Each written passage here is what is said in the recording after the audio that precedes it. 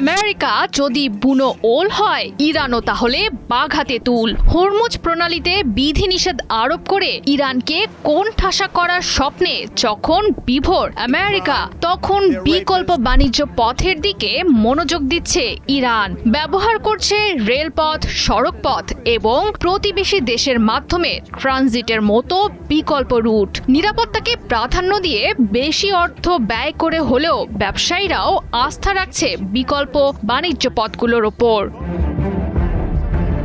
ভূরাজনৈতিক পরিবর্তন এবং আঞ্চলিক অনিশ্চয়তার কারণে জলপথের পরিবর্তে বিকল্প রুটের দিকে মনোযোগ দিচ্ছে ইরান। পরিস্থিতি সামাল দিতে বৃদ্ধি করছে চীনের সঙ্গে রেল সংযোগ। ফলে এখন 12 থেকে 16 দিনের মাঝেই চীন থেকে পণ্য পৌঁছে যাচ্ছে ইরানের অভ্যন্তরে। চীনের বেল্ট অ্যান্ড রোড ইনিশিয়েটিভের অংশ হিসেবে ইরানের জন্য সৃষ্টি হচ্ছে নতুন বাণিজ্য সুযোগ।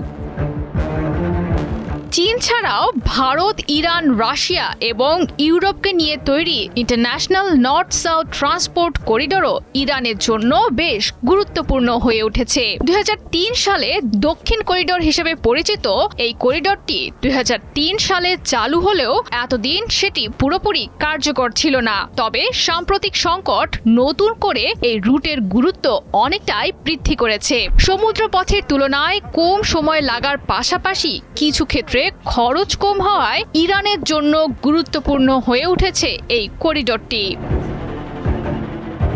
খরচ কম হওয়ার কারণে এতদিন জলপথে কন্টেইনার শিপিং এর মাধ্যমে পণ্য পরিবহন করত ইরান, কিন্তু এখন যুদ্ধ, নিরাপত্তা প্রসঙ্গ, অবরোধ এবং নিষেধাজ্ঞার কারণে এই পথে ঝুঁকি অনেকটাই বৃদ্ধি পেয়েছে। ফলে বিকল্প বাণিজ্য পথের প্রতি নির্ভরশীলতা বৃদ্ধি করেছে ইরান, যার সুফলও ইতোমধ্যেই পেতে শুরু করেছে দেশটি।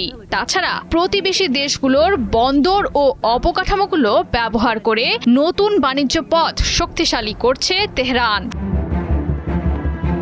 মূলত আমেরিকাকে চাপে রেখে এখন নিজেদের শর্তে খেলা সাজাচ্ছে ইরান। সরাসরি ক্ষেপণাস্ত্রের লড়াইয়ের বাইরে গিয়ে এখন ওয়াশিংটনের সঙ্গে মনস্তাত্ত্বিক লড়াই করছে তেহরান। চাইছে আঞ্চলিক শক্তি হিসেবে মধ্যপ্রাচ্যে নিজেদের প্রভাব ধরে রাখতে।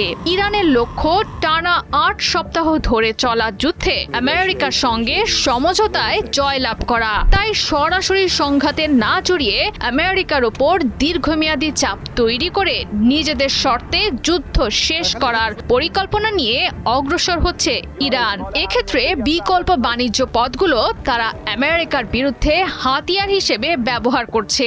পাশাপাশি নতুন বাণিজ্য জোট তৈরির সুযোগ যেমন তৈরি হচ্ছে ইরানের জন্য, তেমনি বাণিজ্যিক সম্পর্কে থাকা দেশগুলোর সঙ্গে রাজনৈতিক যোগাযোগও বৃদ্ধি পাচ্ছে। জয়া সরকার, ৭১।